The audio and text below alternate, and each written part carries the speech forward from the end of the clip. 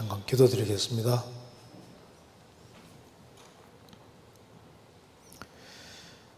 저희를 사랑하시는 하나님 아버지, 감사합니다. 이 시간에도 주 성령께서 함께 해주시고 또 성경을 읽는 가운데 여러 가지 궁금한 의문들을 말씀으로 또 해결할 수 있도록 도와주시옵소서. 주 성령께서 우리 마음을 환하게 비춰주시고 또 이 시간이 주 안에서 귀한 시간이 되도록 도와주시고 우리 신앙생활에 도움이 될 수 있도록 역사해 주시고 도와주옵소서. 말씀 앞에 나와 있는 모든 분들 일일이 함께 해주시고 주의 크신 은혜와 사랑으로 함께 해 주옵소서. 모든 시중 함께 해주시고 도와주시기를 간절히 의지하오며 우리 구주 예수 그리스도 이름으로 기도하옵나이다. 아멘. 성경 레위기 10장 찾겠습니다. 레위기 10장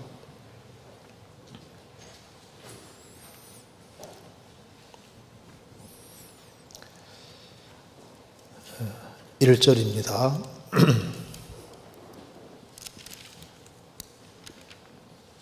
1절 아론의 아들 나답과 아비후가 각기 향로를 가져다가 여호와의 명하시지 않은 다른 불을 담아 여호와 앞에 분향하였더니 불이 여호와 앞에서 나와 그들을 삼키매 그들이 여호와 앞에서 죽은지라. 모세가 아론에게 이르되 이는 여호와의 말씀이라 이르시기를 나는 나를 가까이 하는 자 중에 내가 거룩하다 함을 얻겠고 온 백성 앞에 내가 내 영광을 얻으리라 하셨느니라. 아론이 잠잠하니 모세가 아론의 아잡이 우시엘의 아들 미사엘과 엘사반을 불러 그들에게 이르되 나와 너희 형제들을 성소 앞에서 진 밖으로 메어가라 하매 그들이 나와 모세의 명대로 그들을 옷 입은 채 진 밖으로 메어내니 그뒤에 모세가 아론과 그 아들 엘리야설과 이다말에게 이르되 너희는 머리를 풀거나 옷을 찢지 말아서 너희 죽음을 면하고 여호와의 진노가 온 회중에게 미침을 명케하라.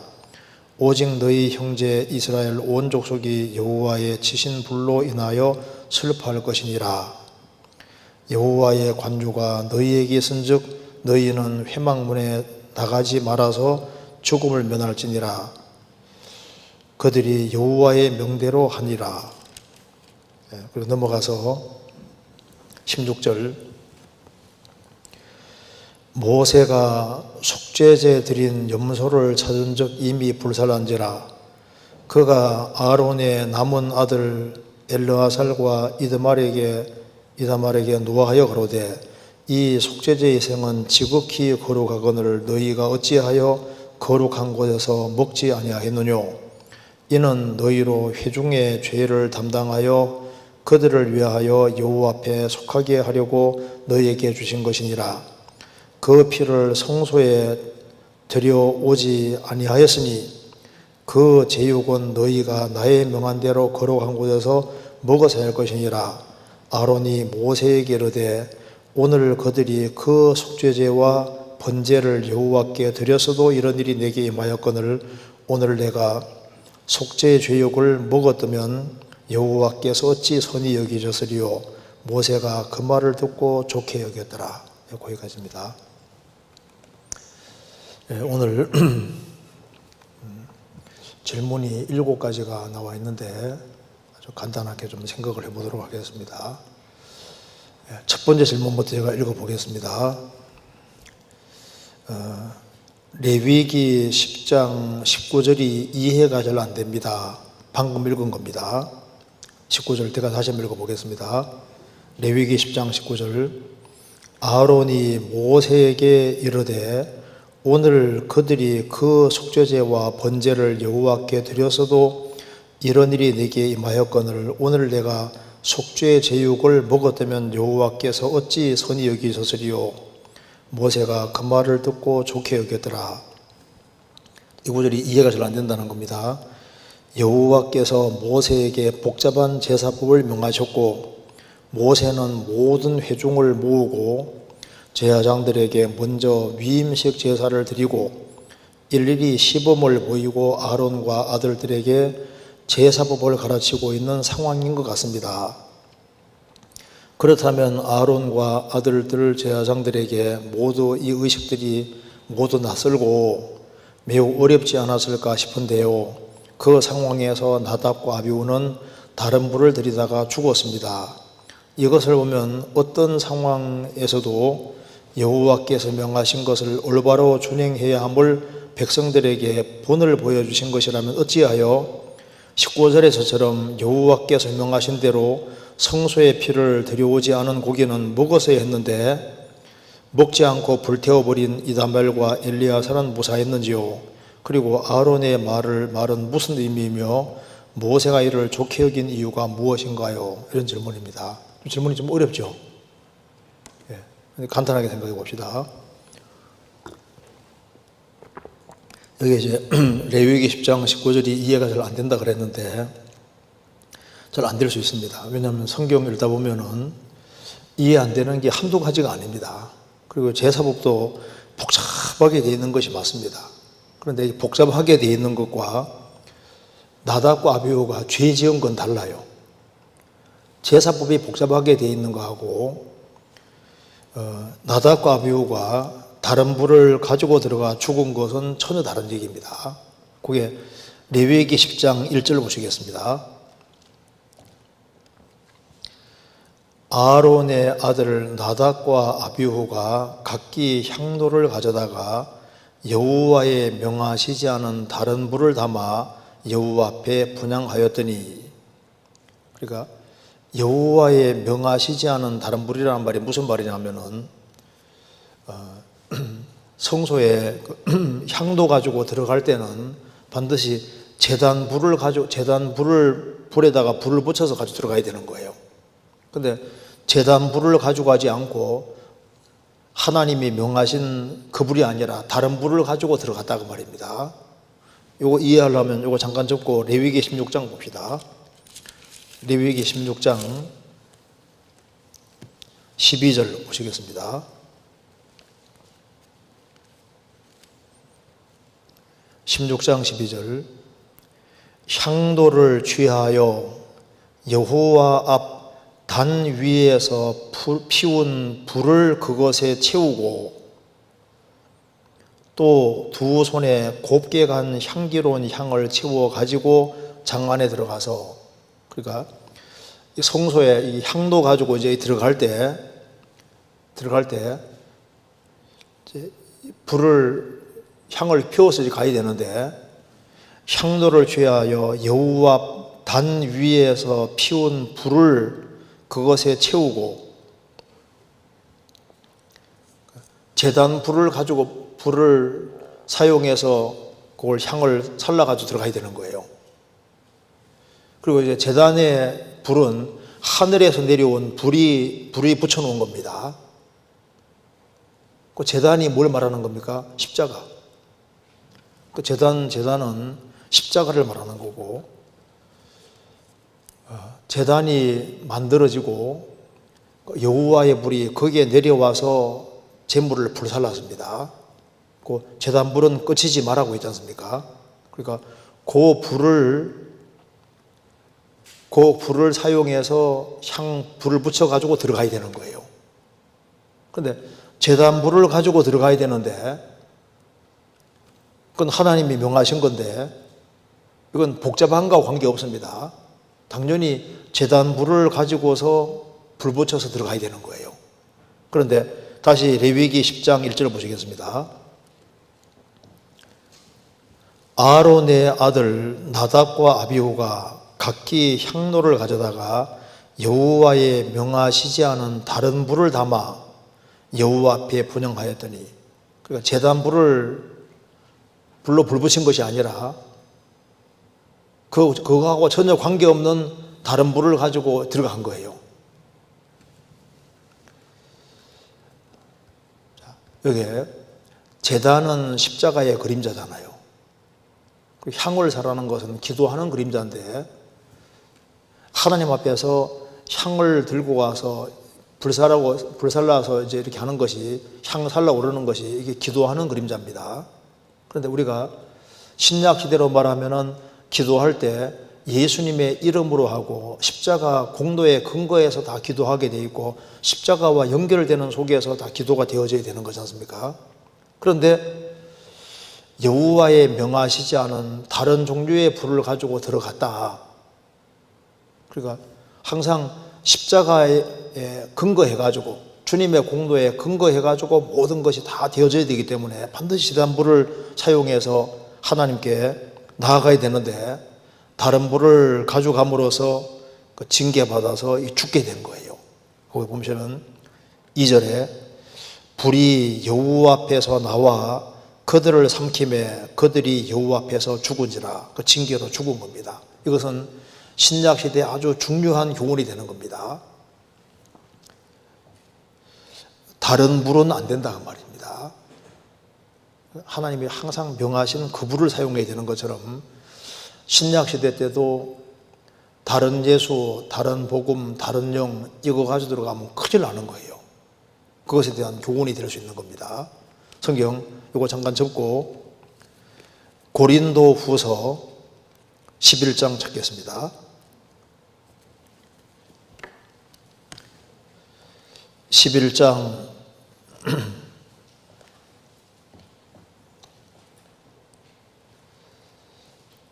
2절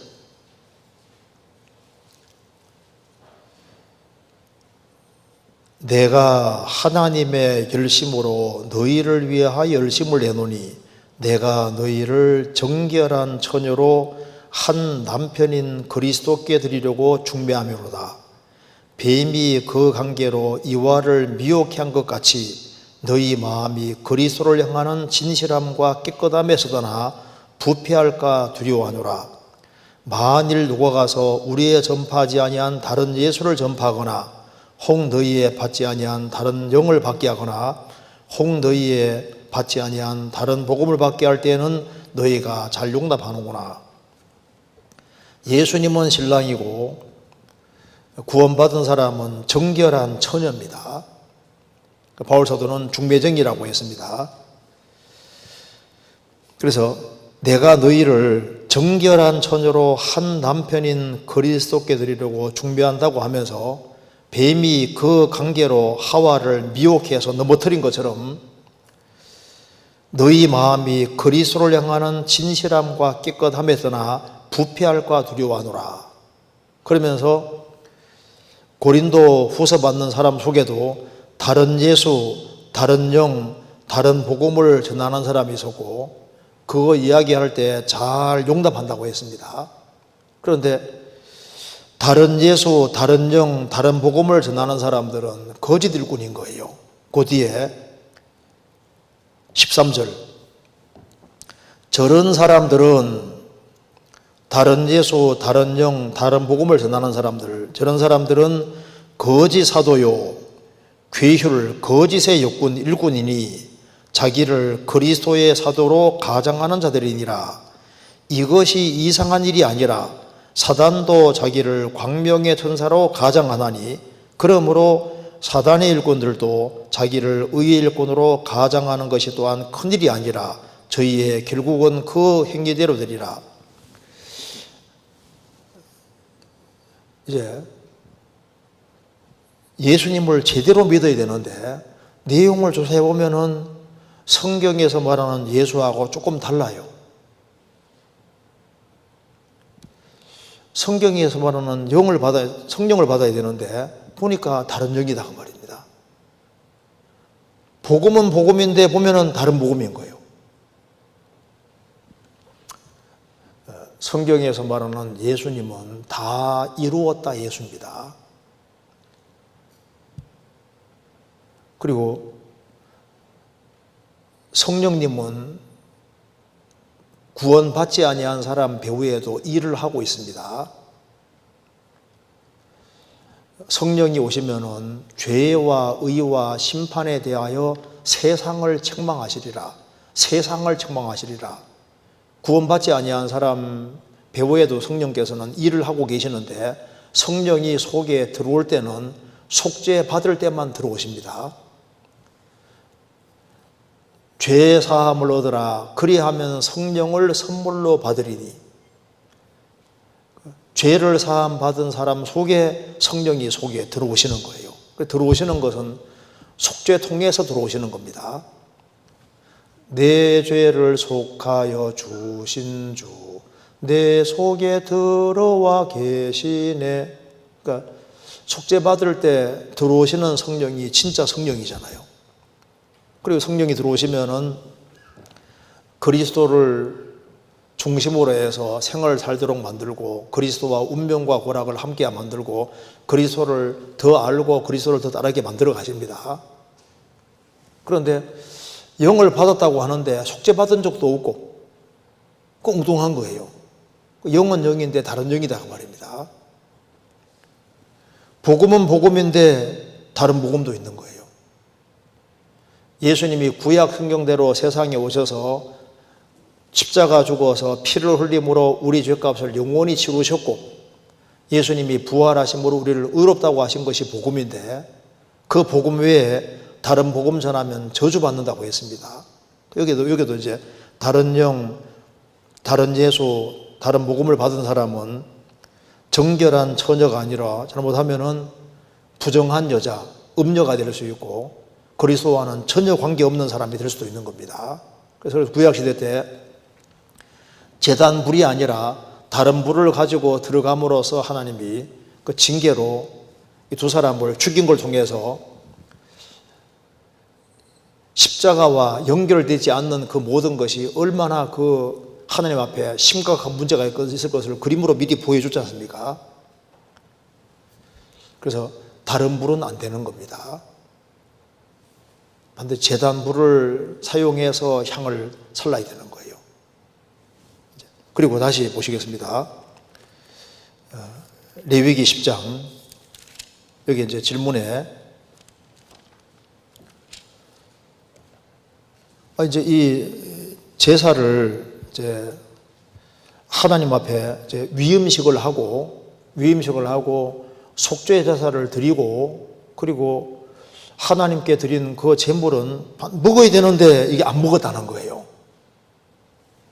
그런데 어째서 모세가 이걸 선히 여겼느냐, 이게 이제 이해가 안 된다는 말입니다. 하나님 말씀대로 안 했음에도 불구하고 왜 19절에서 여호와께서 어찌 선히 여기셨으리요 하니까 모세가 그 말을 듣고 좋게 여겼더라. 모세가 막 열을 받아가지고 왜 이 속죄 제육을 먹어야 되는데 안 먹었느냐 이렇게 얘기를 하니까 이제 아론이 19절에 이렇게 말했습니다. 아론이 모세에게 이르되 오늘 그들이 그 속죄제와 번제를 여호와께 드렸어도 이런 일이 내게 임하였거늘. 그러니까 두 아들이 죽은 것을 자기가 잘못한 것으로 똑같이 받아들이고 있습니다. 오늘 내가 속죄제육을 먹었다면 여호와께서 어찌 선히 여기셨으리요. 이게 도대체 무슨 말일까? 왜 이렇게 말했을까 하는 질문입니다. 이유는 아주 간단해요. 속죄제가 종류가 두 가지라는 걸 알지 않습니까? 그러니까 실제 죄를 사하기 위한 제사로 드리는 속죄제는 먹지 못하고 다 무조건 불태워야 됩니다. 그런데 지금은 위임식 속죄제이기 때문에 지금 무슨 큰 죄를 지어서 하는 제사가 아니라 위임식으로서 속죄제 제사를 드리기 때문에 이것은 제물을 먹어야 되는 거예요. 먹어야 되는데 안 먹었다고 말입니다. 근데 왜 아론이 안 먹었을까? 이거 백성들의 실제 죄를, 이미 죄를 범한 이스라엘 백성들의 죄를 사하기 위한 제사로서의 속죄제는 먹으면 안 됩니다. 무조건 다 불태워야 되거든요. 근데 이것은 위임식 숙제제로 드린 거니까 이거 먹어야 되는데 안 먹었으니까 분명히 아론이 잘못했잖아요. 왜 아론이 안 먹었을까? 자식 둘이 죽었기 때문에 열받아 가지고 안 먹었느냐? 화가 나서 안 먹었느냐? 너무 슬퍼서 안 먹었느냐? 그게 아니라 여기에 지금 내용은 뭐냐면은 자식 두 명이 죽었을 때 이게 위임식 속죄제로 드렸지만은 이것이 위임식 속죄제라고 볼 수 없다 그 말입니다. 이게 죄를 지어서 하나님 앞에서 징계로 죽은 거니까 이건 위임식 속죄제 형식이라보다는 죄를 실제로 사하는, 그러니까 이제 실제로 둘이 죄를 지었으니까 자신이 대제사장이니까 자신이 죄 지은 것과 같은 상황에 처해 있다 그 말입니다. 그러니 죄를 지은 거나 마찬가지인 상태인데 위임 속죄제는 죄를 사하는 문제가 아니니까 먹어야 되는데 이미 죄를 지은 거와 마찬가지 상황으로 되어 있는 상황인데 내가 이걸 먹었다면은 대제사장으로서 책임이 있는데 이걸 먹었다면은 하나님이 기뻐했을 것이냐? 이건 죄를 지어서 죄 사하는 제사로서 불태워 드리는 것이 마땅한 것처럼 이게 위임식 제사를 드렸지만은 이거는 위임식 제사라기보다는 이미 죄를 지은 상태나 마찬가지고 죄를 지었고 자신도 대제사장으로서 책임 있고 죄를 지은 상황이나 마찬가지이기 때문에 이것은 오히려 태우는 것을 하나님이 더 기뻐했을 것이다. 그래서 우리 아들 둘이 죄를 지었지만은 대제사장으로서 내가 죄 지은 것과 똑같은 상황이 돼 있으니까 죄가 있는 상태로서 죄를 사하는 것은 무조건 불태워야 되거든요. 그렇기 때문에 화가 나서 태운 것이 아니고 너무 속상해 태운 것이 아니고 이것은 우리 아들이 두 명이 죽었을 때 이것은 위임식 제사라고 보기 어렵다. 이건 마땅히 속죄제 그때와 똑같이 죄 문제와 연결이 되어 있는 거니까 그러니까 내가 죄 지은 거와 마찬가지인 상황인데 위임식 제사 이걸 어떻게 제물을 먹겠느냐. 이 상태에서 나와 상관없이 우리 아들 둘은 죽었는데 나는 의롭고 그런 상태로 내가 먹어야 되느냐 아니면 대제사장으로서 내가 죄 지은 거로 여기고 그리고 내가 죄 지은 거와 똑같은 심정을 가지고 그런 이미 죄를 지은 상태와 있는 그런 상태로 있는 그런 사람으로서 이걸 불태우는 걸 하나님이 더 좋아했을 거다 하니까 모세가 그 말 들어보니 그 말이 맞거든요. 그래서 여호와께서 어찌 그걸 선히 여기셨을 거냐. 모세가 그 말을 듣고 좋게 여겼더라. 그래서 하나님의 마음을 생각하니까 그 제사 자체가 이게 위임식 제사라고 보기 어려울 성격도 있으니까 안 먹는 걸 안 먹고 태우는 걸 하나님은 오히려 더 선히 여기실 것이다. 그리고 하나님의 마음과 심정을 헤아리고 또 자신이 아들이 죄를 지었지만 나는 깨끗하다 이렇게 여기는 것보다 대제사장으로서 책임을 지고 있는 이런 마음을 표현했을 때 그것이 하나님께서도 그 마음을 보시고 그리고 오히려 그것을 선히 여겼을 것이다. 그래서 모세가 그 말을 듣고 좋게 여겼더라. 그래서 여기 이제 위임제사는 무조건 먹어야 되거든요. 그런데 이미 죄를 지은 상태이기 때문에 이것은 죄를 지어서 속죄하는 형식의 그런 상태로 지금 되어 있는 상태와 비슷하게 되어 있으니까 차라리 안 먹고 불태우는 편을 하나님이 좋아했을 거다. 이렇게 얘기를 하고 있는 겁니다. 좀 이해되세요? 그리고 이제 이게 제사 종류가 두 가지인데 죄와 연결되어 있을 때는 무조건 다 불태워야 되거든요. 근데 죄와 관계되지 않았을 때는 그냥 위임식으로 속죄제는 먹을 수 있는 겁니다. 근데 이것은 아론이 내가 죄 지은 것과 똑같은 상황이라고 생각을 했기 때문에 하나님께서는 안 먹는 것을 그러니까 자식 2명이 죽었을 때 내가 교육을 잘못시켰고 이제 내가 죄 지은 거와 연결되어 있을 거라고 생각을 한 겁니다. 그리고 이제 왜 맨정신 가지고 있는 나답과 아비후가 다른 불 가져갔을까? 아마 뒤에 보면은 술 먹었을 가능성이 또 많이 있는 겁니다. 그 뒤 보시겠습니다. 레위기 10장 8절에 여호와께서 아론에게 일러 가라사대 너와 네 자손들이 회막에 들어갈 때에는 포도주나 독주를 마시지 말아서 너희 사망을 면하라. 이는 너희 대대로 영영한 규례니라. 여기 왜 나답과 아비후가 죽은 이후에 이 말씀을 하냐 하면은 나답과 아비후가 술을 상당히 많이 먹은 상태로 있었을 가능성이 있어요. 술도 안 먹고 말짱한 맨정신이었을 때 정신이 또렷한데 다른 불 가지고 들어갔겠습니까? 아마 술을 먹었을 가능성도 있는 겁니다. 어쨌든 간에 나답과 아비후는 다른 불을 가지고 들어가서 징계로 죽었고 그건 신약시대 때도 교훈이 되고 또 이런 상황 속에서 이제 아론은 자기 책임과 자기 죄를 통감하기 때문에 안 먹고 이제 속죄제사 드리는 것처럼 이제 다 불태워 드리는 것 자체가 오히려 하나님이 선이 여겼을 거다. 하나님 마음을 헤아려 가지고 그렇게 했다는 것을 알고 좋게 여겼다고 말씀한 겁니다. 그 정도 이해하면 되겠습니다. 자, 그 다음 질문 보겠습니다. 사무엘상 15장 35절 찾겠습니다.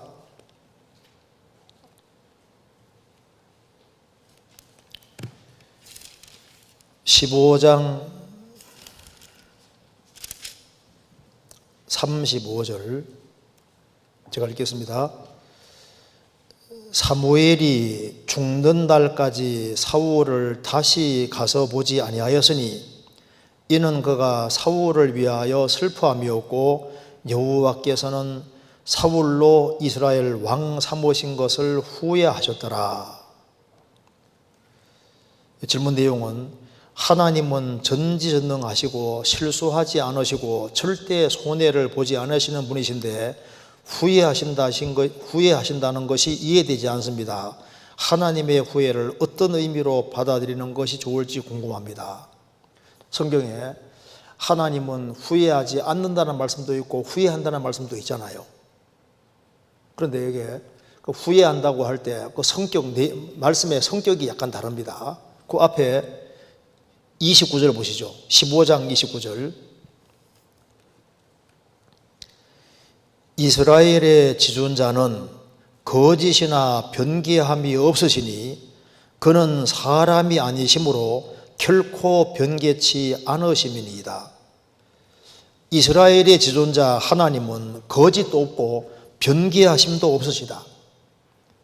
사람은 어떤 계획을 해놓고 실수해서 후회하는 그런 것이잖아요. 하나님은 하나님이 작정하시고 계획한 것을 변개하는 일이 없다. 왜? 그는 사람이 아니시기 때문에 결코 변개치 않으심이니이다. 사울이 잘못하니까 하나님이 사울 대신에 이 다윗을 왕 삼고 하시는데 하나님이 어떤 것을 계획을 추진하시고 할 때 실수해서 후회하는 그런 것은 있을 수가 없습니다. 그런데 여기서 사울이 왕 삼은 것을 후회했다는 뜻이 도대체 뭐냐? 이걸 이해하기 위해서 먼저 민수기 23장 찾겠습니다. 23장 19절.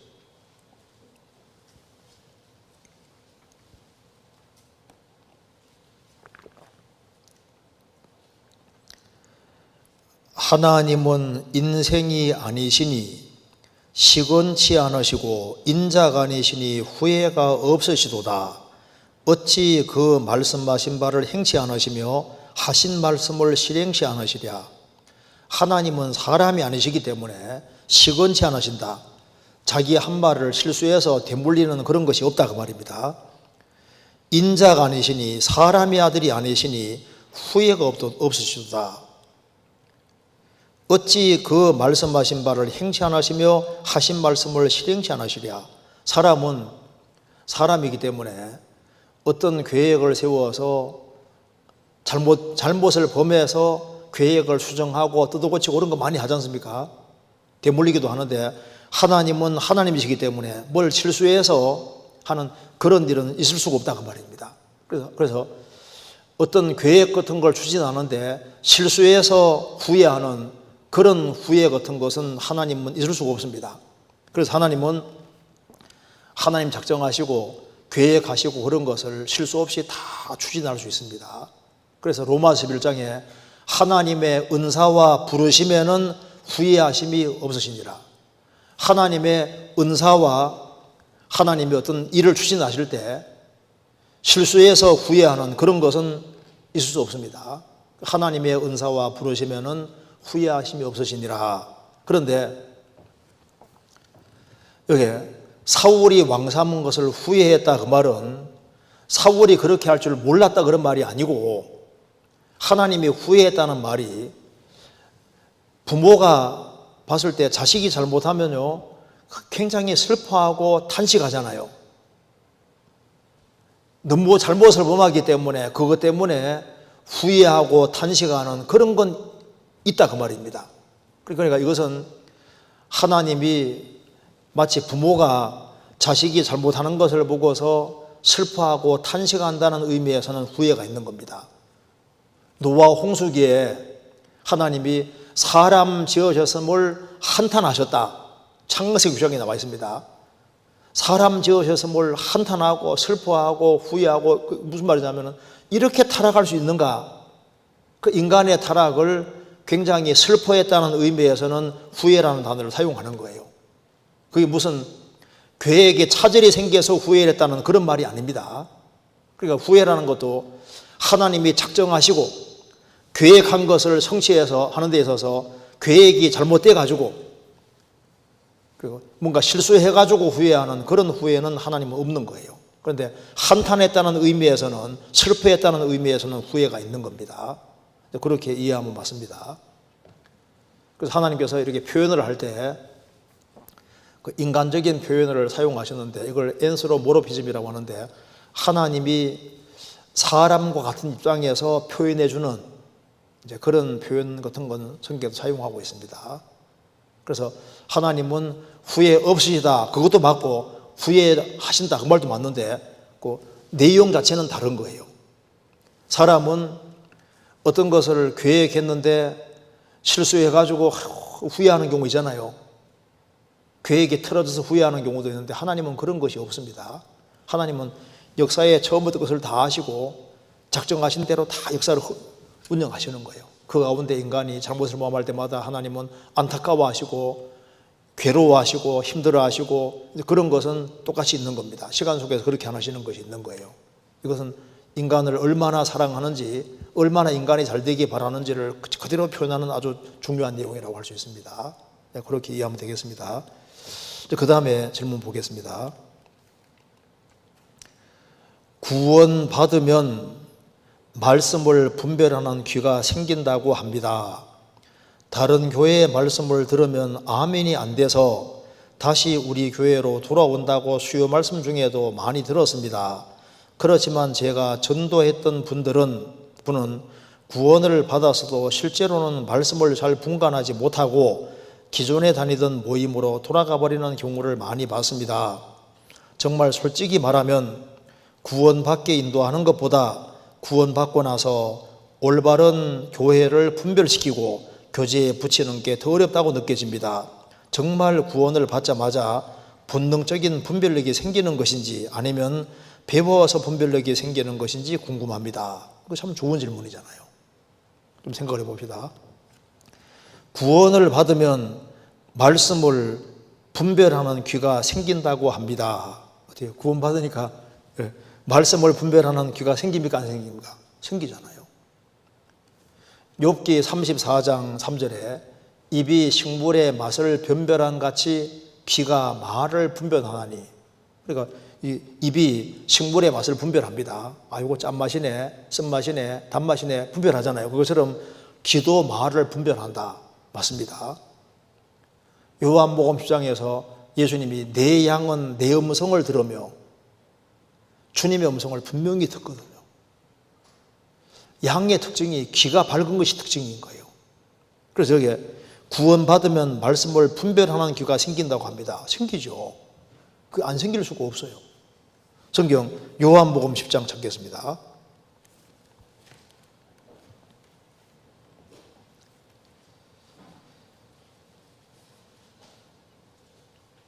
4절, 10장 4절. 자기 양을 다 내어놓은 후에 앞서가면 양들이 그의 음성을 아는 고로 따라오되 타인의 음성은 알지 못하는 고로 타인을 따르지 아니하고 도리어 도망하느니라. 주님의 양은 주님의 음성을 압니다. 그래서 주님을 따라가는 거예요. 타인의 음성은 알지 못하는 고로 타인을 따르지 아니하고 따르지 않습니다. 도리어 도망하느니라. 그렇죠. 성령을 받으면은 틀림없이 생기는 것이 분별력이에요. 분별력이 없을 수가 없습니다. 분별력이 없다면은 성령을 받았다는 말이 거짓말인 거예요. 왜 분별력이 없어요? 그래서 여기에 구원을 받으면 말씀을 분별하는 귀가 생긴다고 합니다. 생기죠. 양의 특징이 귀가 밝은 것인데 주님은 목자시고 거듭난 그리스도인들은 양이고 양떼인데 양이 주님 음성을 분별하지 못하면 어떻게 주님 따라갈 수 있겠습니까?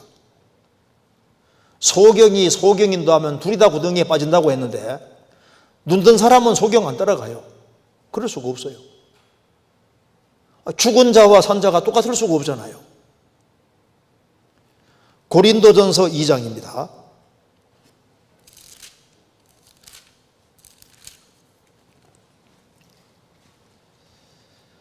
2장 11절. 사람의 사정을 사람의 속에 있는 영외에는 누가 알리오?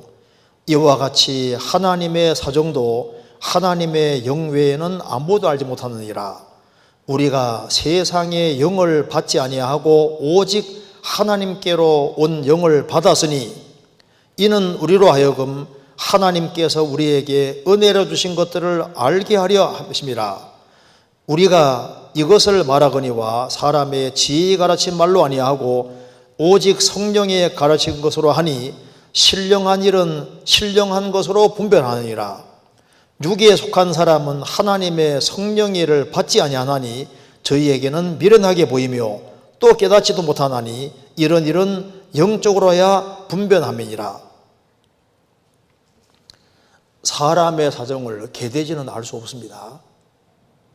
사람의 사정은 사람 영이 있는 사람끼리는 이해가 되잖아요. 하나님의 사정은 하나님의 영 외에는 아무도 알지 못한다. 사람이 거듭날 때 세상 영을 받지 아니하고 오직 하나님께로 온 영을 받았으니 하나님께로 온 영을 받을 때 하나님께서 우리에게 은혜를 주신 것들을 알게 되는 겁니다. 그리고 말씀하기를 신령한 일은 신령한 것으로 분별하느니라. 육에 속한 사람은 이 말은 성령이 없는 사람입니다. 거듭나지 못한 사람입니다.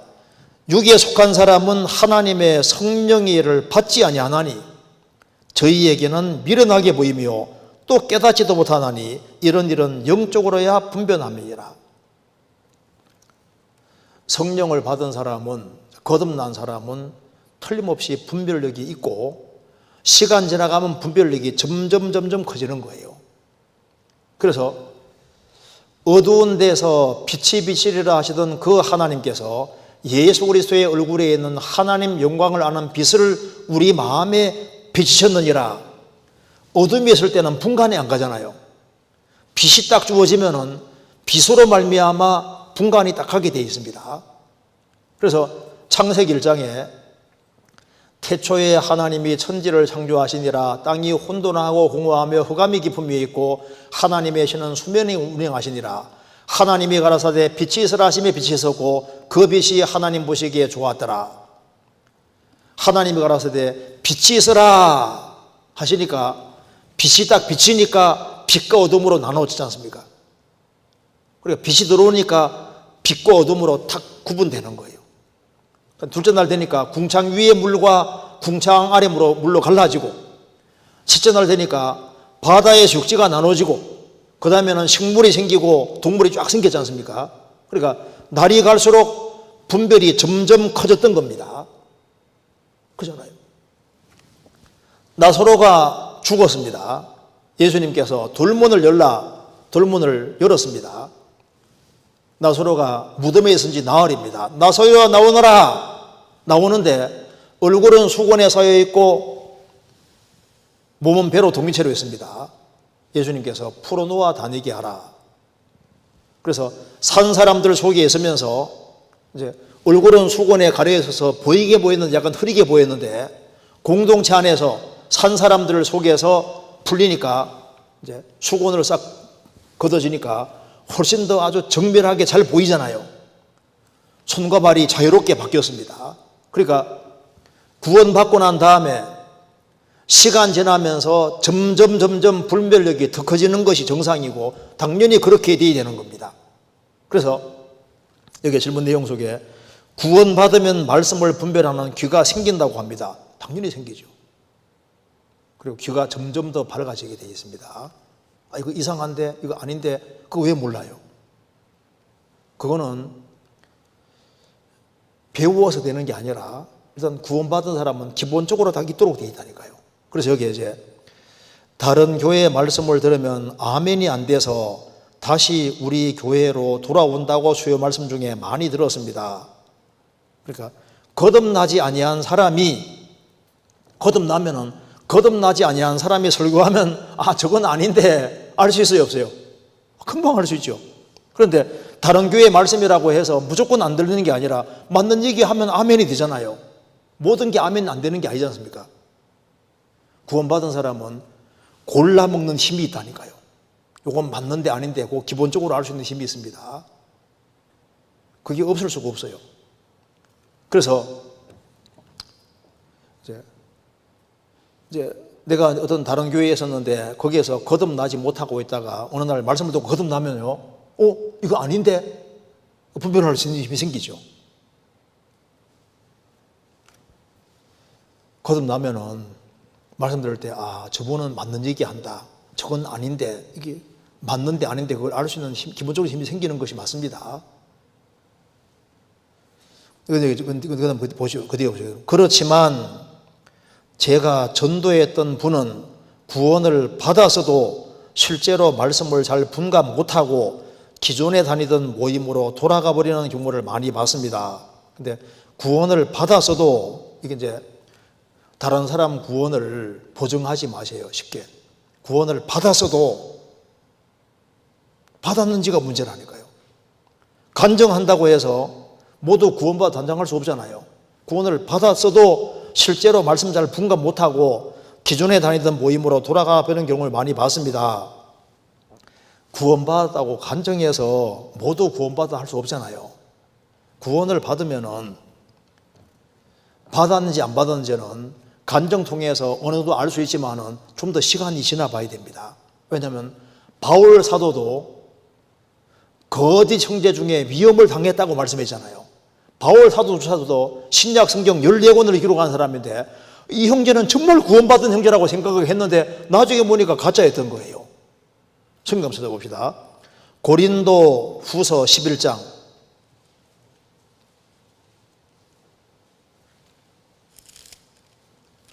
고린도서 11장 26절.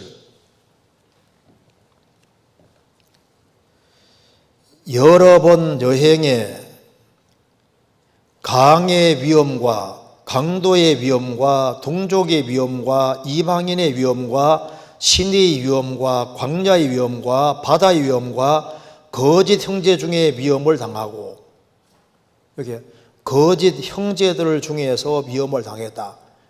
단수가 아니라 복수로 되어 있습니다. 거짓 형제들. 바울 사도가 전도하는 과정에서 분명히 형제라고 생각했는데 나중에 보니까 가짜였던 거예요.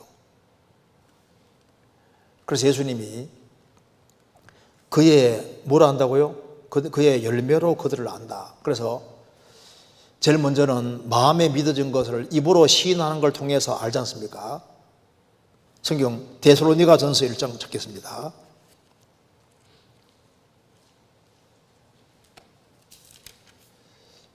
(1장 4절)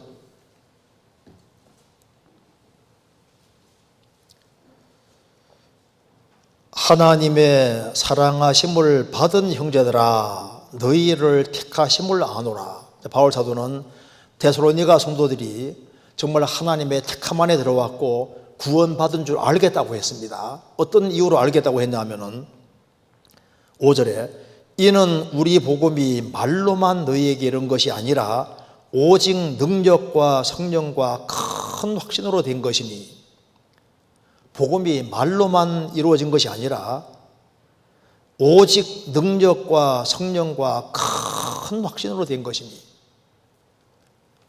성령의 도우심으로 복음이 확실히 믿어지면 큰 확신이 생기잖아요. 그래서 복음이 확실하게 믿어지면은 믿어지는 거하고 행동하는 것은 연결이 되어 있는 것이 맞습니다. D.L. 무디가 한번 이제 설교하면서 믿는 것과 행하는 것은 연결되어 있습니다 하니까, 믿는 거하고 행하는 거하고 연결이 되어 있다는 게 나는 이해가 안 된다고 어떤 사람이 말하니까 저는 그걸 간단하게 증명해 보일 수 있습니다. 한번 얘기해 보시죠 하니까 D.L. 무디가 말합니다. 당신이 집에 있는데 어떤 사람이 문을 딱 열고 얼굴을 내밀면서 불이 났습니다. 그래서 막 아주 놀라가지고 막 그래가지고 불이 났다고 아주 심각하게 얘기를 할 때 당신이 그것을 믿는다면 어떻게 하겠습니까? 무조건 뛰쳐나오죠. 그렇죠?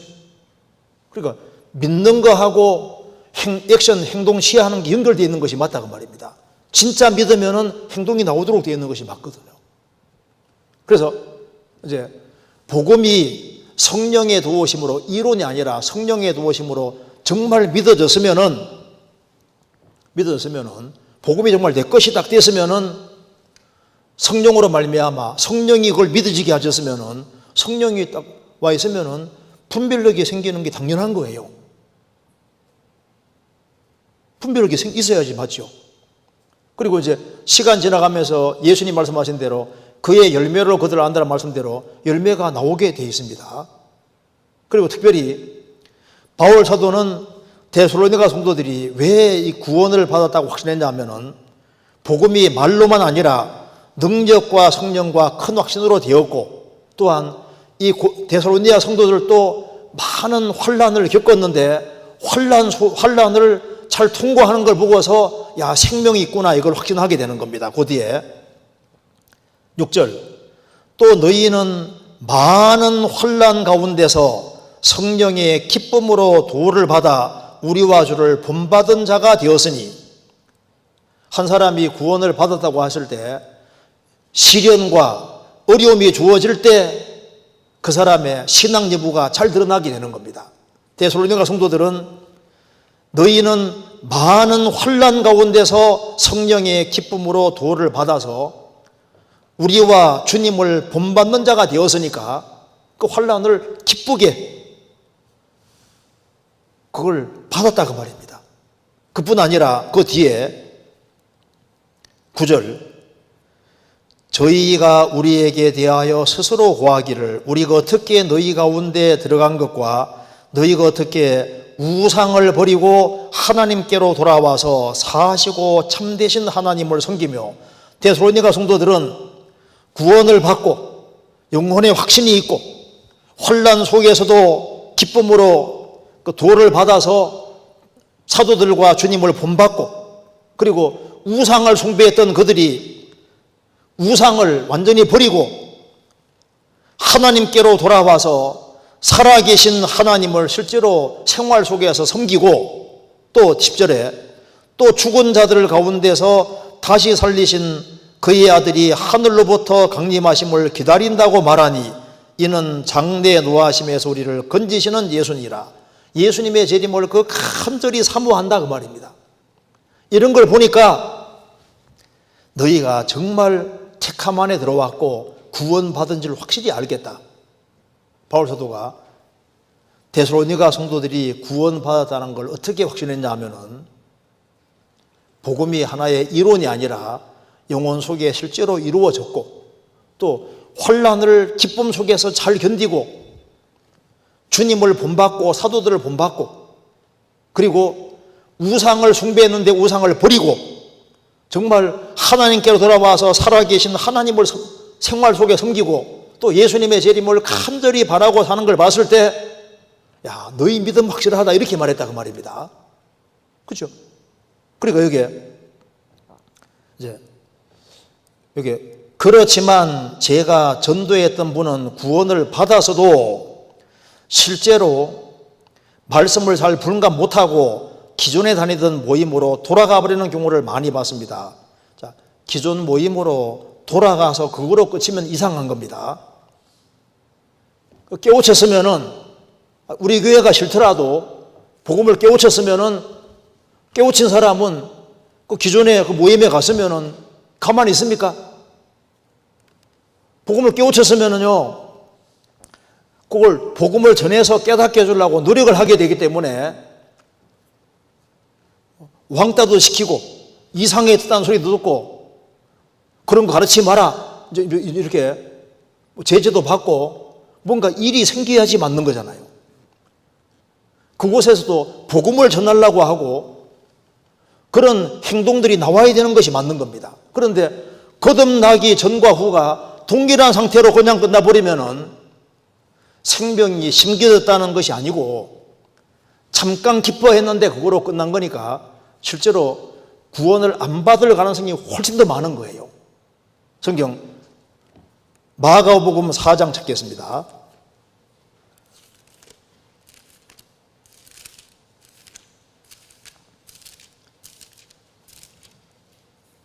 4장 16절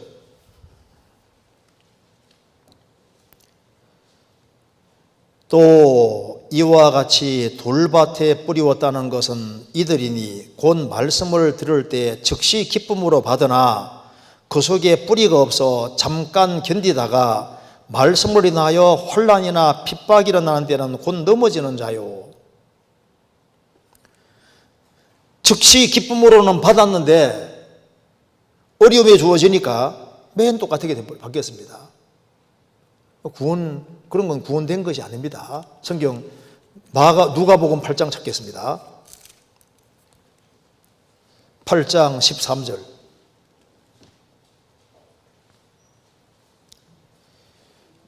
바위 위에 있다는 것은 말씀을 들을 때 기쁨으로 받으나 뿌리가 없어 잠깐 믿다가 시험을 받을 때 배반하는 자요.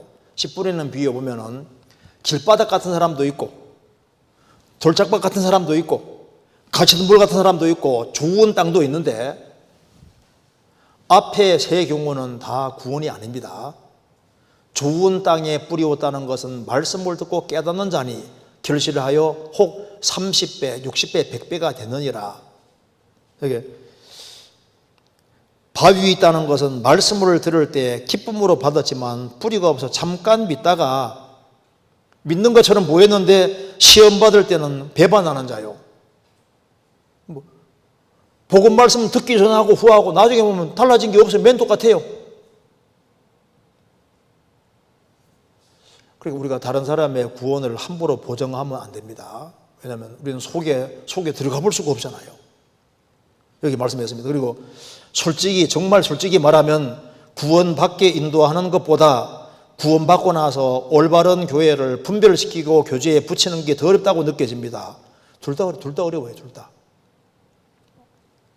왜냐하면, 왜 둘 다 어렵냐면은, 거듭나는 것도 성령이 안 도와주면은 구원이 안 됩니다. 사람은 구원시킬 능력이 없잖아요. 죄와 허물로 죽었던 영혼을 살리는 건데, 구원의 키는 하나님이 가지고 계시니까 하나님이 안 도와주면 중생 구원이 안 이루어지잖아요.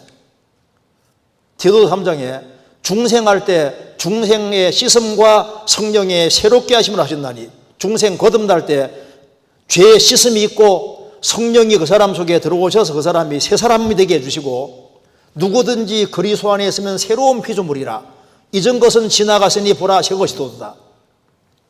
새로운 피조물이 되는데, 새로 탄생이 벌어졌는데, 새로 탄생이 생겼으면은 당연히 분별력을 가지게 되죠. 요한복음 9장에 날 때부터 소경된 사람이 있었습니다. 그 사람이 예수님의 도움으로 당장 눈 뜨니까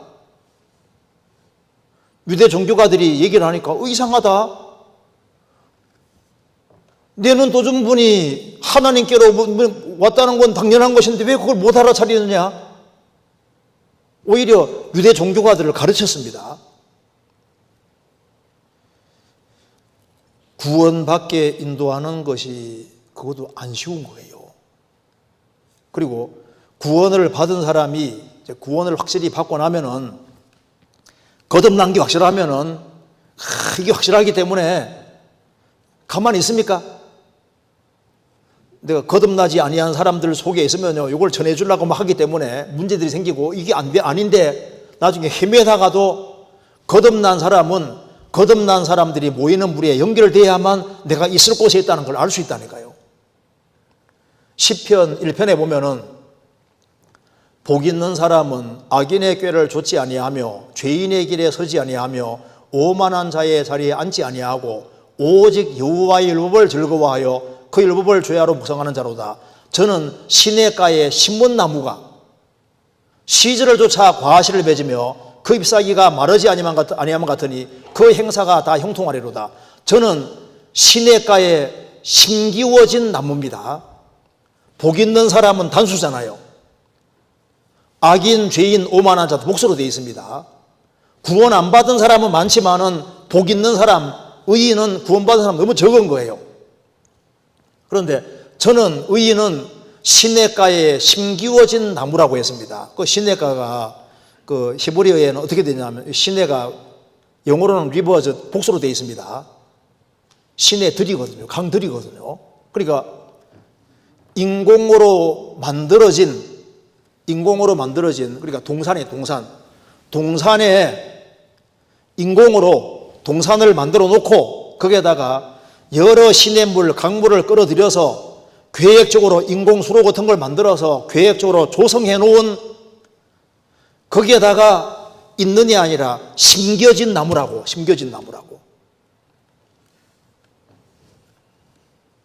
왜?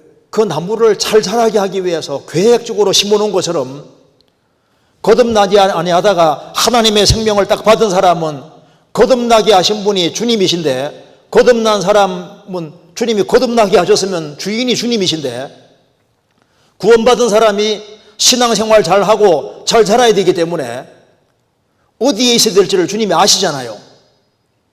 시냇가에 심기워진 있는이 아니라 계획적으로 심기워진 거라고요. 그래서 한 사람을 거듭나게 하신 것이 주님이시고, 거듭나게 했으면 거듭난 사람이 교회에 연결되는 게 하나님의 뜻이고 거기에 붙어야 되는 게 당연한 거예요.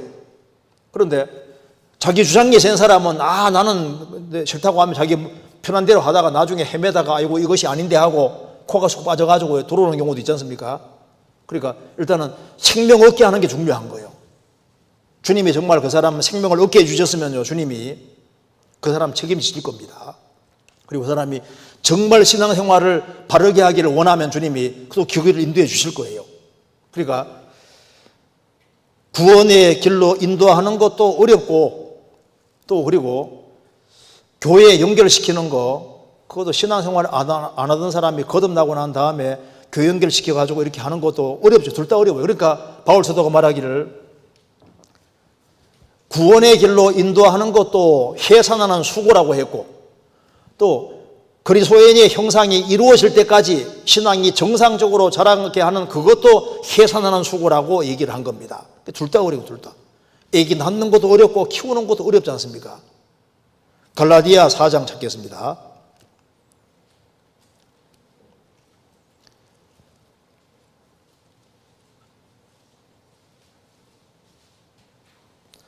(4장) 19절.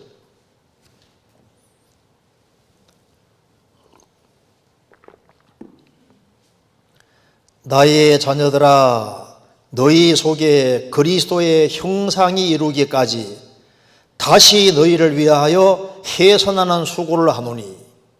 왜 여기 다시란 말이 나와 있냐면 갈라디아 성도들이 거듭나도록 돕기 위해서 해산하는 수고를 한번 했고 너희 속에 그리스도의 형상이 이루기까지 다시 너희를 위하여 해산하는 수고를 한다. 요즘은 세상 유혹이 너무너무 심하기 때문에 주님 품으로 인도해서 거듭나도록 돕는 것도 이거 힘든 거고 또 거듭난 사람이 또 신앙생활을 잘하기 위해 붙잡아 주는 것도 또 너무 힘든 거예요. 두 가지 다 힘듭니다. 그래도 우리 시대에 비슷비슷한 가르침들이 너무 많기 때문에 또 좋은 소리는 다 하는 시대이기 때문에 이제 조금만 정신이 안 차리면요 분별력이 흐려지는 일도 많습니다. 그래서 좋은 이야기를 많이 해주는 것이 중요한 게 아니고 하나님이 교회를 세우신 목적은 예수님은 생명을 얻게 하고 더 풍성한 생명을 얻기 위해 오셨기 때문에 정말 생명이 탄생하는 일이 있어야 되는 거예요. 실제로 사람이 거듭나는 일이 생기게 되는 겁니다. 이리는 양을 못 낳거든요. 양만 양을 낳을 수 있잖아요. 아무리 훌륭한 이야기를 많이 한다 할지라도 그렇다고 해서 거듭나는 거하고는 다릅니다. 하나님의 생명이 탄생하도록 하고 그리고 이제 거듭난 사람들이 한 무리와 한 뜻이 되어서 복음 전해서 복음 역사가 계속 이루어지게 하는 이것은 주님이 머리로 계시고 구원받은 사람을 사용하실 때만 있는 일인 거예요. 그래서 제 아무리 능력이 있다 할지라도 거듭나게 하고 이렇게 하는 것은 사람이 할 수 있는 게 아닙니다. 사람은 다 도구로 쓰임받는 것 뿐입니다. 그래서 여기에 진정한 탄생이 있는 곳에 진정한 양육도 있고 성장도 하게 할 수 있는 겁니다. 그러면서 여기 뒤에 보면은 정말 구원을 받자마자 본능적인 분별력이 생기는 것인지 아니면 배워서 분별력이 생기는 것인지 궁금합니다. 본능적으로 분별력이 생기는 것이 맞고 말씀을 배워가는 곳 속에서 점점 더 바른 분별력이 생기는 거예요. 당장 눈 떠서 분별력이 생기고 비꼬든 분별되고 기본적인 분별되지 않습니까? 세밀한 것은 말씀을 배워가는 가운데서 점점 더 또 세밀한 분별력이 생기고 또 말씀 가르침을 잘못 받으면 또 엉뚱하게 갈 수도 있는 거예요. 그래서 어쨌든 간에 이 질문이 우리가 좀 생각해 볼 만한 중요한 질문이라고 할 수 있습니다. 그래서 일단은 거듭나야 돼요. 거듭나면 기본적으로 분별력이 있다는 말은 확실한 사실입니다. 이건 모든 그리스도인들의 경험적인 사실이거든요. 예, 그리고 그 다음 질문 보시겠습니다. 열왕기하 5장 찾겠습니다. 열왕기하 5장 18절 17절부터 제가 읽겠습니다. 나아만이 가로되 그러면 청컨대 노새 2마리의 실을 흙을 당신의 종에게 주소서. 이제부터는 종이 번제든지 다른 제사든지 다른 제든지 다른 신에게는 드리지 아니하고 다만 여호와께 드리겠나이다. 오직 한 가지 일이 있사오니 여호와께서 당신의 종을 사유하시기를 원하나이다. 곧 내 주인께서 림본의 당에 들어가 거기에서 숭배하며 내 손을 의지하심에 내가 림본의 당에서 몸을 굽히오니 내가 림본의 당에서 몸을 굽힐 때 여호와께서 이 일에 대하여 당신의 종을 사유하시기를 원하나이다. 엘리에서 가로되 너는 평안히 가라. 저가 엘리에서를 떠나 조금 진행하니라. 질문에서 나아만이 림본의 당에 들어갈 수밖에 없는 상황인 것에 대하여 하나님께서 이해를 해 주신 것인가요? 예를 들면 그리스도인이 제사 자리에 가서 절은하지 않되 함께 그 자리에 참석은 하는 것 같은 의미로 받아들이면 될까요? 아니면 단호하게 군대 장관의 자리를 내려놓고서라도 단호한 신앙의 자세를 유지했어야만 했던 것인가요? 이거 참 좋은 질문이잖아요. 생각해 볼 만한 좋은 질문입니다. 이제 나아만은 요단강에 7번 들어갔다 나오므로 문두병이 깨끗하게 나와버렸어요. 그걸 뭘 알았냐면, 여호와만 참 하나님이구나 하는 걸 알았습니다. 그래서 17절에 말한 대로 이제 나는 다른 신에게 제사 드리지 않고 여호와에게 하나님께만 제사 드리겠고 하나님만 섬기겠습니다. 이렇게 말하는 겁니다. 그런데 이제 찝찝한 게 하나 있는 거예요. 내가 이제 아람에 가서 아람 왕이 이제 림몬의 당, 이제 우상의 단에서 이제 우상을 섬기는 우상의 단에 들어가서 내 손을 의지하기 때문에 내가 림몬 당에서 이제 왕은 우상 숭배하기 위해서 몸을 굽히는데 자기도 이제 이렇게 왕이 몸을 굽히니까 자기도 이렇게 조금 굽히게 되잖아요. 자기는 하나님을 섬기는데 이거 아니라는 걸 알면서도 고개를 숙이게 되니까 찝찝하다 그 말입니다. 그래서 뭐라 했냐면은 오직 한 가지 일이 있사오니 여호와께서 당신의 종을 사유하시기를 원하나이다. 용서해 주기 원합니다. 그 말이잖아요. 왜냐하면 양심에 끓이 끼기 때문에 이 말을 하고 있는 겁니다. 그러니까 이게 고개를 본의 아니지만은 왕이 고개를 숙일 때 왕을 부추게 되니까 같이 고개를 숙이게 되니까 분명히 다른 사람도 똑같이 나아만은 똑같이 림몬 당에서 우상 숭배한다고 이길 수밖에 없잖아요. 볼 때 자기 속은 아닐지라도. 그러니까 이제 이게 마음에 끓이끼는 거예요. 끓이끼지 않으면은 사유하시기를 원하되 이 말 할 수 없잖아요. 그러니까 나아만은 이것이 끓이낀다는 걸 알고 있습니다. 그런데 내 마음은 그것이 아니니까 하나님이 이건 내가 잘못인 줄 아는데 이걸 용서해 주시기 바란다.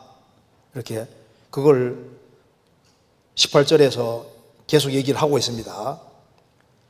그런데 질문 내용은 이걸 군대 장관들이 탕 내려놓고서 단호하게 목이 날아가더라도 이제는 나는 그렇게 안 하고 이렇게 하는 것이 더 좋은 것이 아니겠느냐.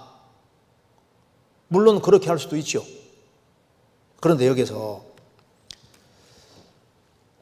하나 좀 생각해 볼 것이 이것에 대해서 하나님이 어떻게 생각하셨을까. 근데 먼저 아셔야 될 것은 이 나아만이 이스라엘 사람이 아니고 이방인이잖아요.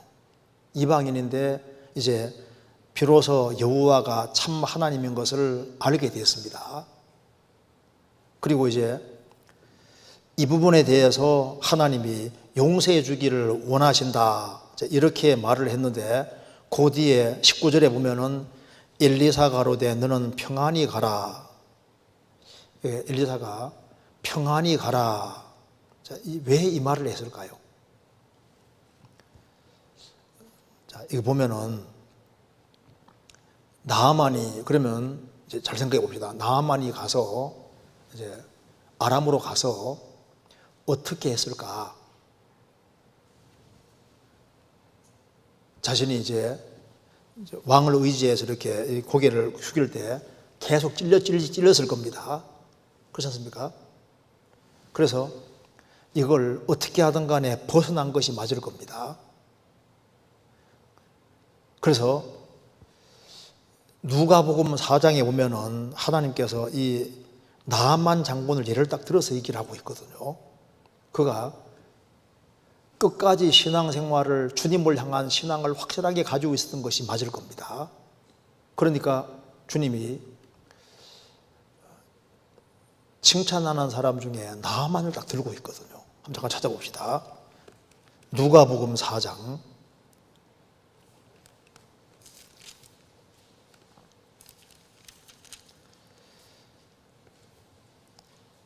4장 25절 제가 읽겠습니다.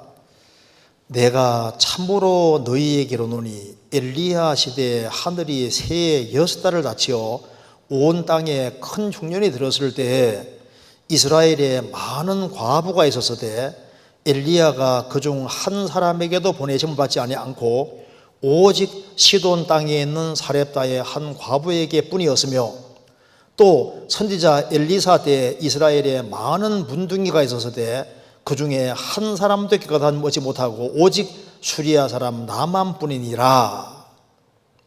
이게 주님께서 여기 엘리야 시대 때 참 과부가 그렇게 많았는데 시돈 땅에 있는 사렙다 한 과부만 하나님의 도우심을 입었다. 하나님의 아주 큰 도움을 받았습니다. 그리고 성경 기록되어 있잖아요. 그리고 이제 엘리사 당시에도 이스라엘 땅에 문둥이가 많이 있었는데 시리아 사람, 수리아 사람 나만만 고침받았다.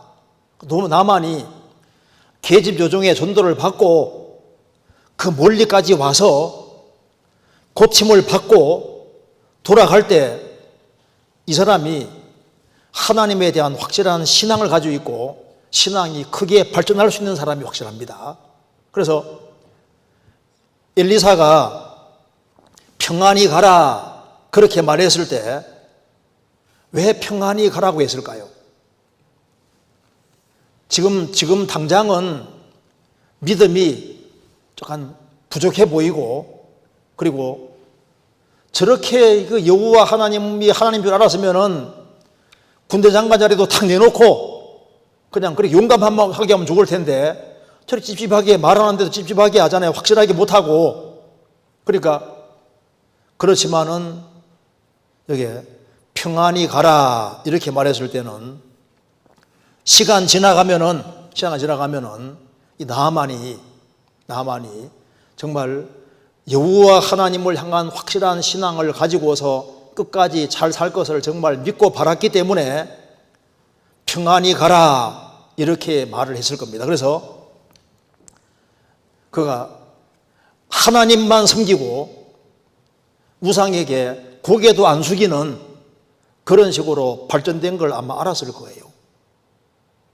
그러니까 평안히 가라 말씀했고 주님께서는 나만을 여기에 신약 성경에 특별히 예를 딱 들고 있지 않습니까? 그러니까 나만은 돌아가서 아마 아주 주님께 세게 기도했을 수 있죠. 하나님 제발 이거 좀 벗어나게 해달라고. 그래서 왕이 빨리 죽었을 수도 있고 아이고 이제 해방이다 할 수도 있고 어찌됐든 간에 여호와 하나님께만 경배하는 그런 그리고 남의 눈치 안 보는 그런 신앙으로 발전된 것이 맞을 겁니다.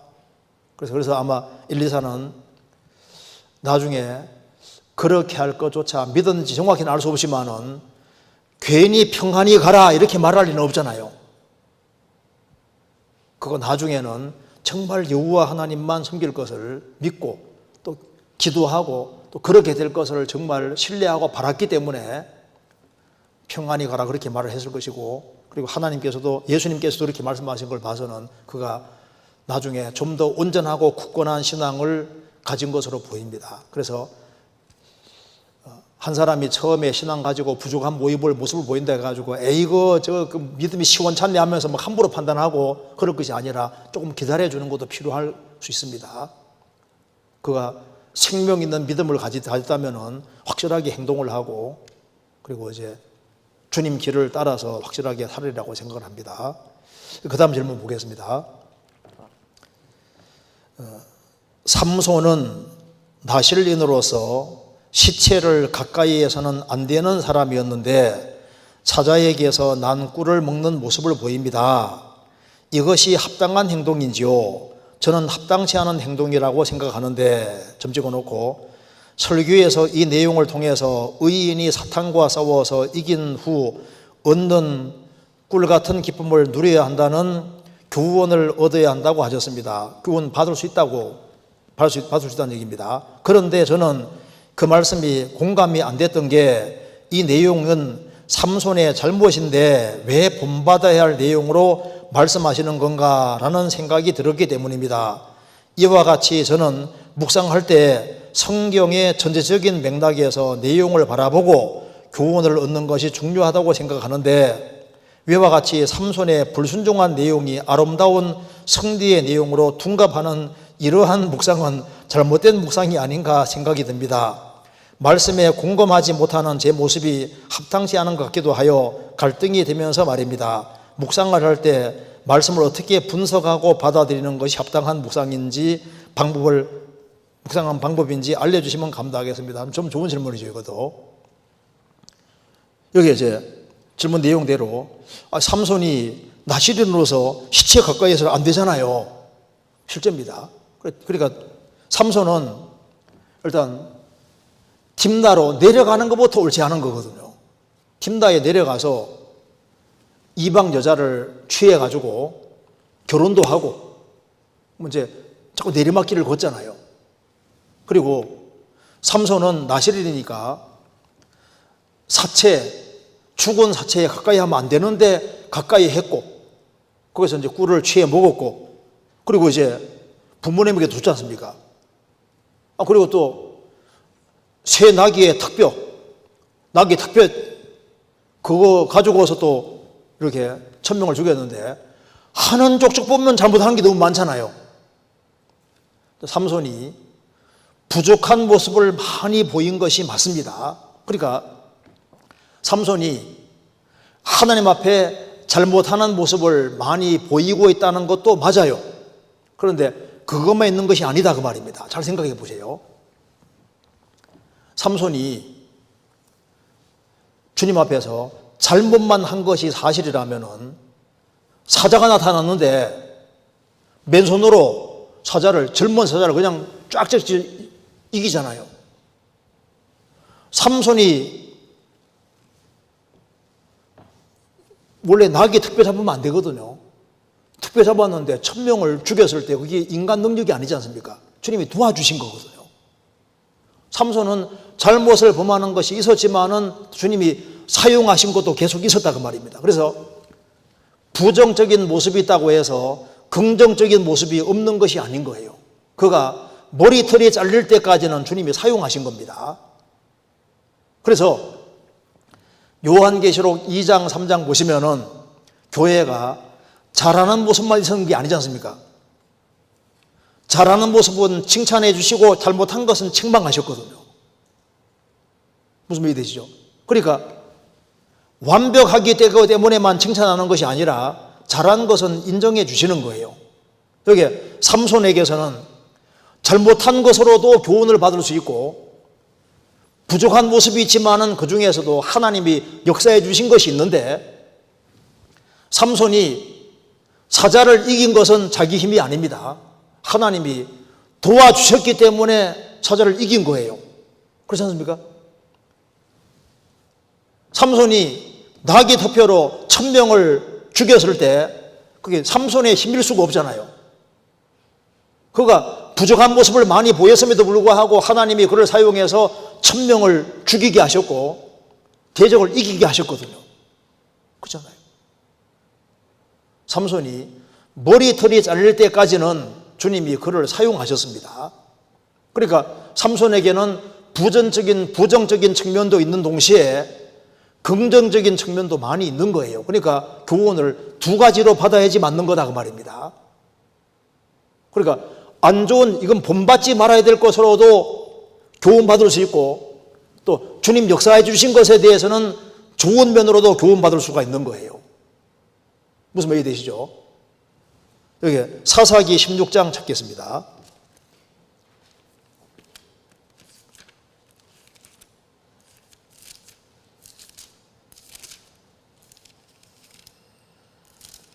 (16장)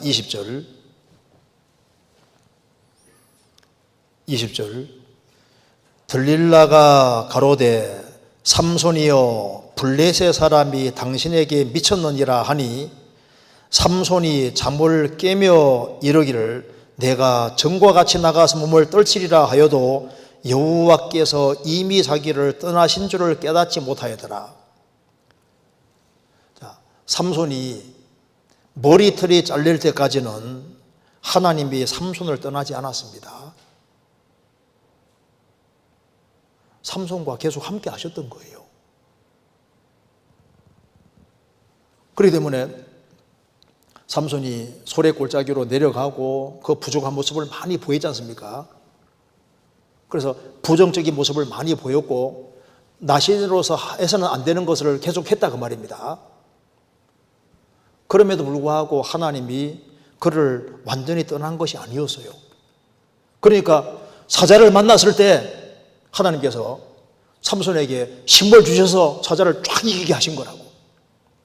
그리고 블레셋 군대가 쳐들어올 때 낙이 덮여가지고 1000명을 이겼는데 그게 왜냐하면 하나님이 함께 하셨기 때문에 그런 거라고. 함께 하고 있었는데 언제 하나님이 떠났냐 하면은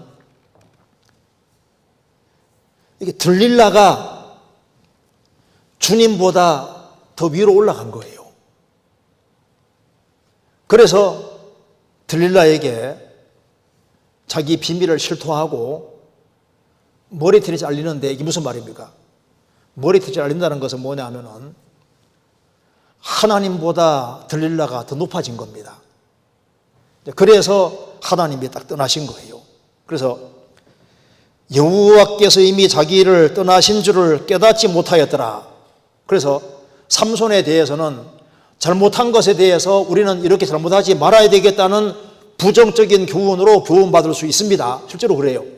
그런데 그것만 있는 것이 아니라 삼손에게 하나님이 함께 하셨기 때문에 부족한 것에서도 하나님이 함께 하실 때 젊은 사자를 이긴 것처럼 우리가 부족하고 연약한 모습이 있어도 주님께 끝까지 기대고 의지하고 신앙 가지고 살아가면은 그 속에서 젊은 사자 이긴 것처럼 근신하라 깨어라 너희 대적 마귀가 우는 사자같이 돌아다니며 삼기를 잘 탄다니 믿음을 굳게 하여 저를 대적하라.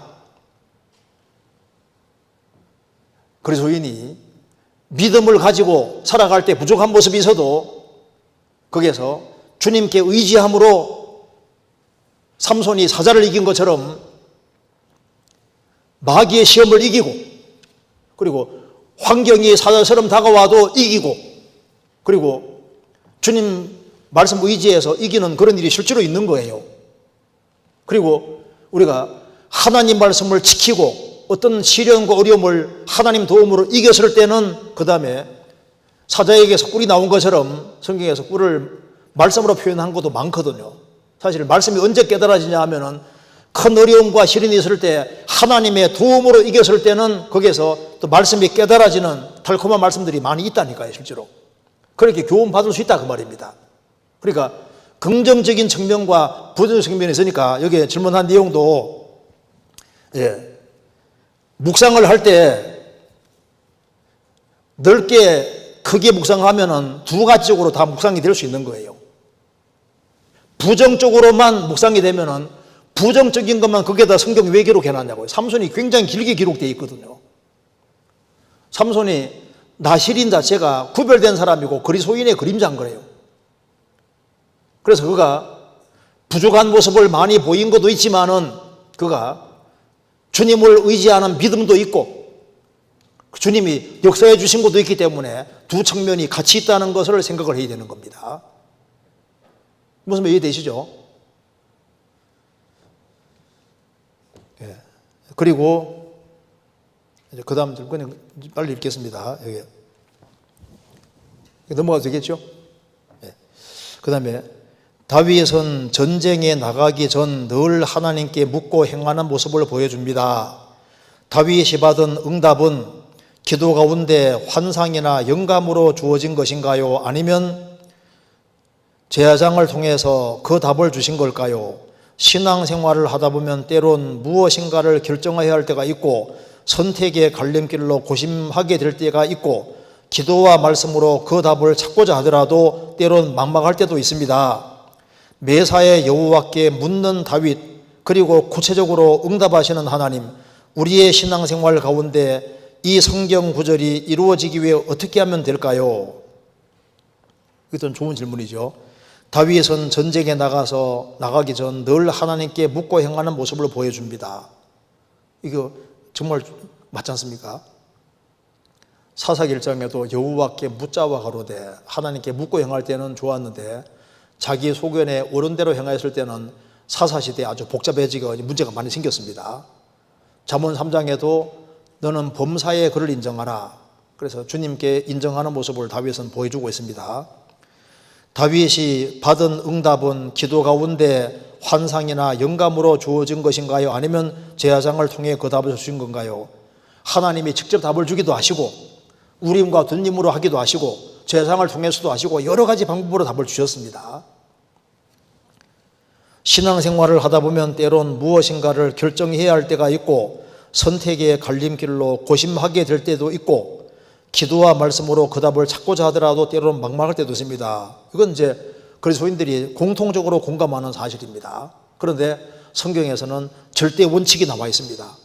왜냐하면 하나님은 옛날의 하나님하고 지금 하나님하고 똑같거든요. 그리고 하나님이 행하시는 원리도 다 동일하게 되어 있습니다. 하나님 변치 않으시니까 똑같습니다. 그래서 기본 원리는 똑같이 되어 있어요. 그래서 여호와를 경외하는 자 누구뇨? 그 택할 길을 저에게 가르치리로다. 시편 25편에 말씀한 대로 하나님을 경외하는 사람은 하나님이 택할 길을 알려주십니다. 그리고 그 옛날도 그렇고 지금도 마찬가지고 감당할 이상의 시험이 없고 피하게 주시는 것도 맞는 거예요.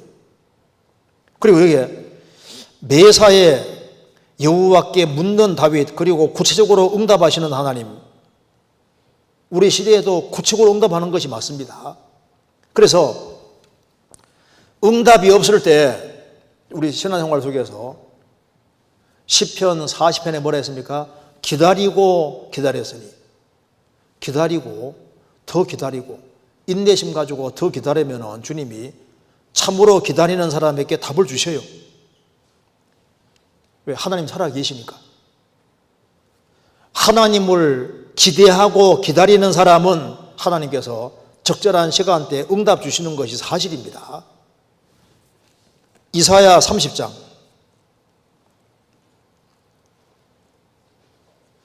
이사야 30장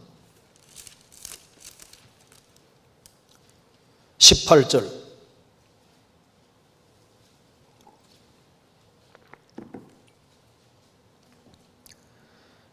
그러나 여호와께서 기다리시나니 이는 너희에게 은혜를 베풀려 하시며 일어나시리니 이는 너희를 긍휼히 여기려 하심이라. 대저 여호와는 공의의 하나님이심이라. 무릇 그를 기다리는 자는 복이도다. 하나님은 은혜를 주시려고 기다리시고 사람은 은혜를 받으려고 기다립니다. 하나님은 공의의 하나님이시기 때문에 누가 하나님을 기다리는지, 응답 기다리는지 아셔요. 아시기 때문에 참으로 기다리는 사람은 주님이 해답을 주십니다. 실제로 시편 40편입니다.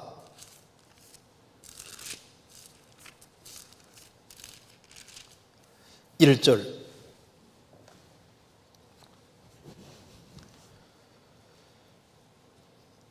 내가 여호와를 기다리고 기다렸더니 귀를 기울이사 나의 부르짖음을 들으셨도다. 기다리고 기다렸더니, 정말 기다리는 사람은 주님이 해답을 주십니다. 그래서 인생의 장래를 하나님께 맡기고 그리고 자기 주어진 위치에서 최선 다해 쭉 살아가면은 주님께서 마음의 소원을 아시고 이루어 주시고 선택이 이루어질 때 바른 선택을 하게 도와주시고 그리고 갈 길을 보여주시고 곁길로 가면 그것이 아니라고 또 알려주시거든요. 시편 32편입니다. 8절 내가 너의 갈 길을 가르쳐 보이고 너를 주목하여 훈계하리로다. 내가 너의 갈 길을 가르쳐 보이고, 그걸 끝나는 게 아닙니다. 가르쳐 보이고 가는지 안 가는지 주목해요. 주목하시고 그 길로 안 가면은 훈계해서 그게 아니다, 이런 이 길로 가야 된다고 알려주신다니까요. 그래서 돌이켜보면은 주님이 인도해 오셨어요. 내 발걸음 걸음마다 주님이 인도해 주신 것을 알 수가 있는 겁니다. 그래서 서두르지 않는 사람은 답을 알 수 있고 참으로 해답을 구하는 사람은 주님이 간섭해 주시는 것이 있습니다. 우리가 구원받았다는 것은 하나님이 나를 굽어 살펴보시고 내게 간섭해 주셨으니까 구원받은 거잖아요. 구원받고 난 다음에도 주님이 간섭해 주십니다. 주님 멀리 계신 분이 아니에요. 그는 우리 각 사람에게서 멀리 떠나 계시지 아니하도다. 우리 숨소리보다 가까이 계십니다. 그리고 마지막 질문 간단하게 보겠습니다. 베냐민이란 뜻이 오른손의 아들인데 베냐민 지파 출신 중에는 왼손잡이들이 특별히 언급된 경우가 많은 것 같습니다. 사사기 3장 15절에 왼손잡이 에웃, 사사기 20장 16절에 베냐민 지파의 왼손잡이 물매꾼이 많았다는 언급 등 이런 아이러니가 갖는 성경 속 교훈이 있는지 궁금해서 질문드립니다. 근데 이거는 전혀 관계없는 얘기입니다. 이게 베냐민이 오른손의 아들이라 말하고 베냐민 지파 중에 왼손잡이들이 많았다 하는 거하고 완전히 관계가 없는 얘기예요. 왜냐하면 성경 찾아봅시다. 창세기 35장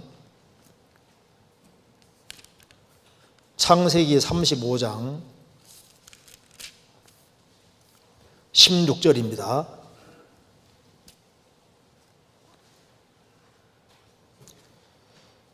그들이 베델에서 발행하여 에브라스에 이르기까지 얼마 길을 격한 곳에서 라헬이 임산하여 심히 신고하더니 그가 난산할 즈음에 산파가 그에게 이르되 두려워 말라 지금 그대가 또 등남하느니라 하매 그가 죽기에 임하여 그 혼이 떠나려 할 때에 아들의 이름은 베논이라 불렀으나 그 아비가 그를 베냐민이라 불렀더라.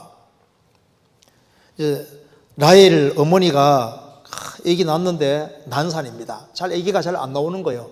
그래서 아주 오랫동안 아주 심하게 고생을 하는 겁니다. 그리고 고생하는 중에 아기 낳으면서 이제 죽는데 혼이 떠나려 할 때 아들 이름을 베논이라고 불렀다고 말입니다.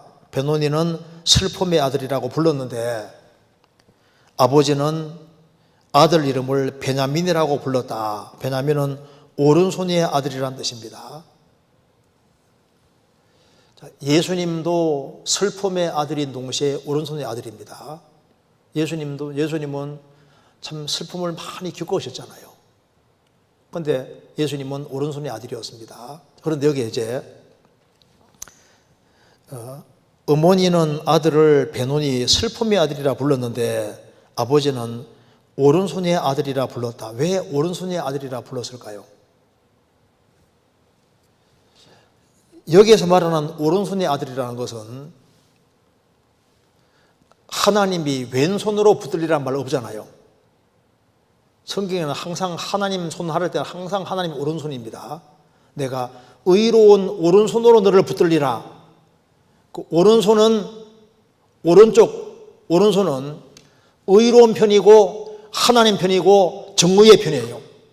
그리고 여기에 어머니가 죽으면서 아들을 낳았기 때문에 이 아들이 오른손의 아들이 되기 원했다는 것은 하나님 손에 붙잡혀서 하나님 앞에 아주 귀하게 쓰임받는 그런 사람이 되기를 원했기 때문에 오른손의 아들이라 불렀다고 말입니다. 그러니까 손으로 말하는 왼손, 오른손 말하는 게 아니고 오른손의 아들이라는 것은 하나님께 쓰임받는 사람, 하나님의 의로운 오른손에 붙잡혀서 하나님 앞에 귀 앞에 쓰임받는 그런 사람이 되기를 원했기 때문에 오른손의 아들이라 되었지, 오른손잡이, 왼손잡이 그런 개념하고는 다르기 때문에 베냐민 지파 속에 왼손잡이가 많았다, 그거하고는 아이러니가 아니라 전혀 관계없는 서로 별개의 얘기를 지금 하고 있는 거다 그 말입니다. 이해되시죠?